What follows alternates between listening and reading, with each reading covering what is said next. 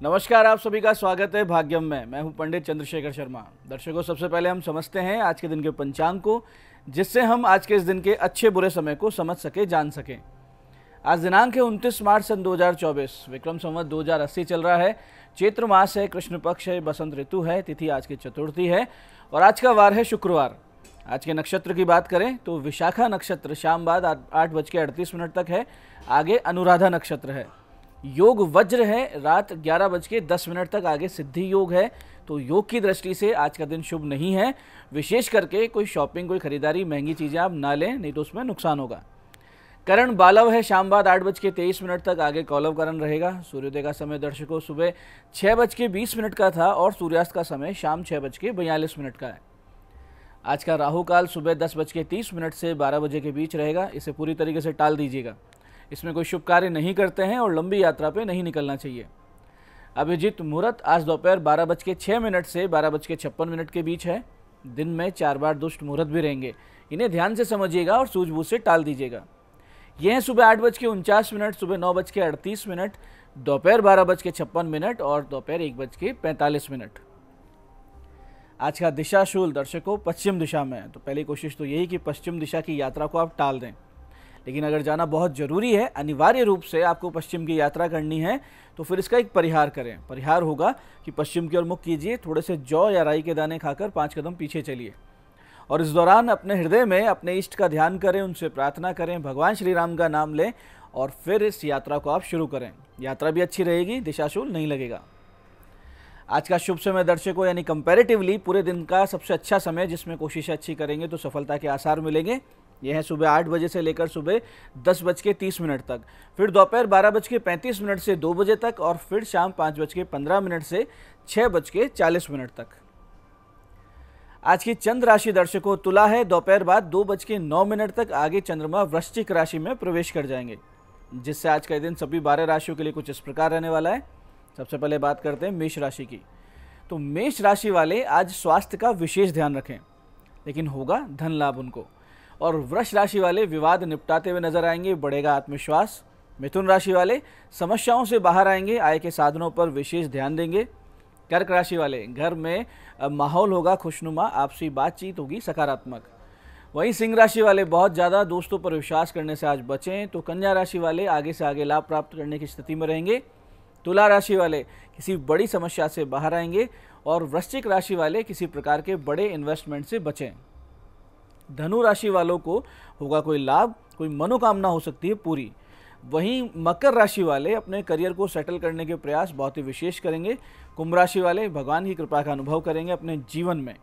और मीन राशि वाले स्वास्थ्य लाभ करते हुए दिखेंगे, मन रहेगा शांत। अब करते हैं आज के दिन की ज्ञान चर्चा, जो आपकी हमारी अंतर्दृष्टि को, प्रज्ञा को जागृत करेगी। फिर आगे समझेंगे उन विशिष्ट उपायों को जो आपको समस्याओं से बाहर ले आते हैं और जीवन में सफल बना देते हैं। अंत में करेंगे आज के दिन की ज्योतिष मंत्रणा और समाधान।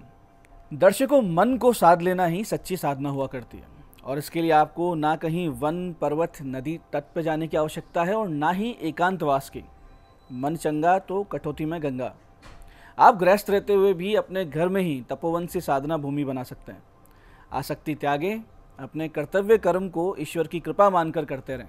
भगवान का नाम लें, ध्यान और दान, इनमें प्रवृत्ति विशेष रखें। निश्चित रूप से आपका जीवन तप सिद्ध हो जाता है।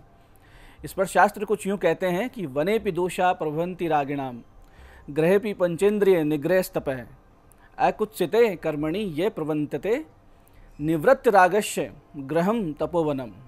यानी आसक्त लोगों का वन में रहना भी दोष उत्पन्न कर देता है। यानी अगर आपके मन में दोष है तो आप वन में जाकर भी वहाँ भी गलत काम करेंगे। घर में रहकर पंचेंद्रियों का निग्रह करना तप है। जो दुष्कृत्य में प्रवृत्त नहीं होता है, आसक्ति रहित है, उसके लिए तो घर ही तपोवन है। तो गृहस्थ धर्म में रहते हुए ईश्वर का ध्यान करें, अपने कर्तव्य कर्म करें, ये सबसे बड़ा तप है। तो ये थी आज की ज्ञान चर्चा। अब बात करते हैं उन विशिष्ट उपायों पर जो आपकी सभी प्रकार की समस्याओं के समाधान बहुत ही सरलता से करते हैं, जिन्हें करके असफलता को बहुत पीछे छोड़ते हुए सफलता की ओर आप दृढ़ता से, तेज गति से अग्रसर होते हैं। सबसे पहले बात करते हैं उनकी जिनका जन्मदिन है। तो जिनका जन्मदिन है, आप सभी लोग आज कबूतरों को 5.25 किलो ज्वार और मूंग, ये दोनों मिक्स करके ये खिलाएं। शाम के वक्त गणेश जी के मंदिर जाकर वहाँ एक पाठ गणेश सहस्त्र नाम का करें। वापसी में किसी भी विमंदित बच्चों के आश्रम में मिठाइयाँ बंटवा दें। ये सारे काम अगर आप करेंगे तो आने वाला वर्ष बहुत ही सुंदर प्रभाव वाला होगा, इसमें कोई भी संदेह नहीं। ऐसे दर्शकों, जब आप शत्रु के कुचक्रों में फंस जाएं या ग्रह पीड़ा से इस हद तक दग्ध हो चुके हों कि बचने का मार्ग ही नहीं दिख रहा हो, या फिर आपको कोई जीर्ण रोग घेर रखा हो, या किसी भीषण कानूनी पचड़े में आप फंस चुके हों, ऐसी स्थिति में भगवान श्री कृष्ण के उस स्वरूप का ध्यान करें जिसमें वो महारानी द्रौपदी को अनंत वस्त्र देकर लाज बचा रहे हैं।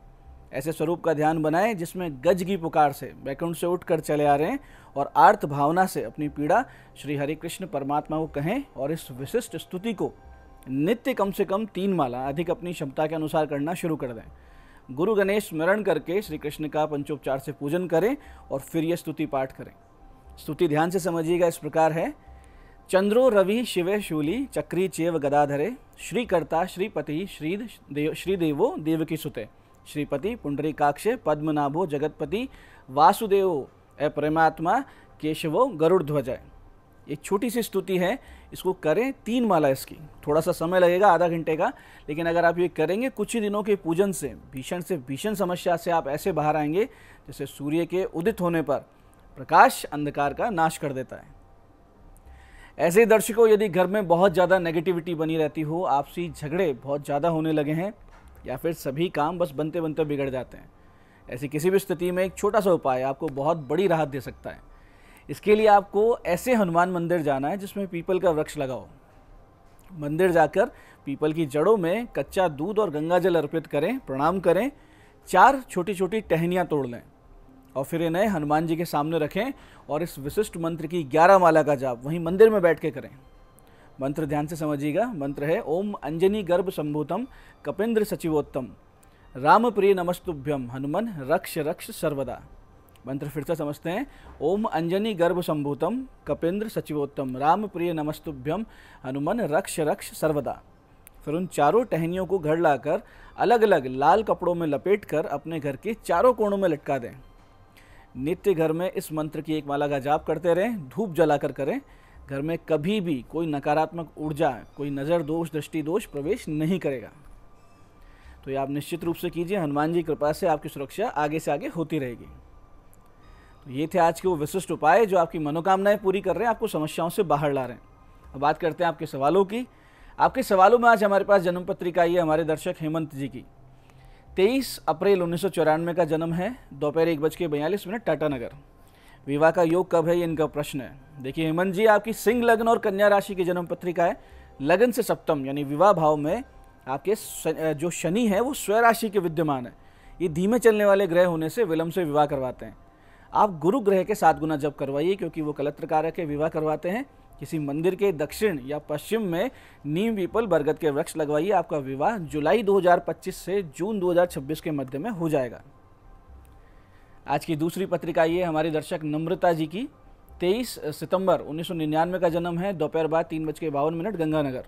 लव मैरिज के योग हैं क्या, ये इनका प्रश्न है। देखिए नम्रता जी, आपके मकर लग्न की और कुंभ राशि की जन्म पत्रिका है।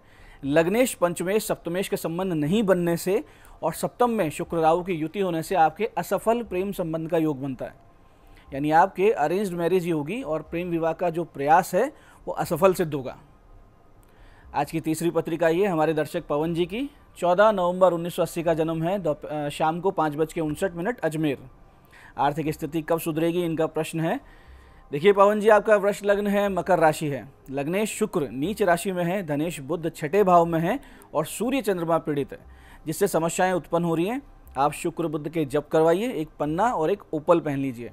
तुरंत प्रभाव से आपको लाभ होगा क्योंकि जो दशा महादशा आपकी चल रही है वर्तमान में वो बहुत अच्छी चल रही है। तो ये जो ग्रह है कमजोर, इनको ठीक कर लीजिए, समय सुधर जाएगा।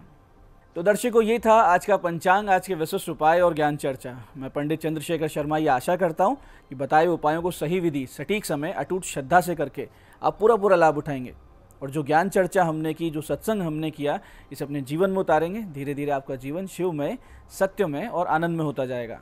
मैं महादेव से प्रार्थना करता हूँ कि जब आप हमारे बताए हुए उपाय करें तो आपके कष्टों का निवारण अवश्य हो और मनोकामना पूर्ति निश्चित रूप से हो। कार्यक्रम में बने रहने के लिए बहुत बहुत साधुवाद। भगवती आप सबका कल्याण करे। जय आदिशक्ति।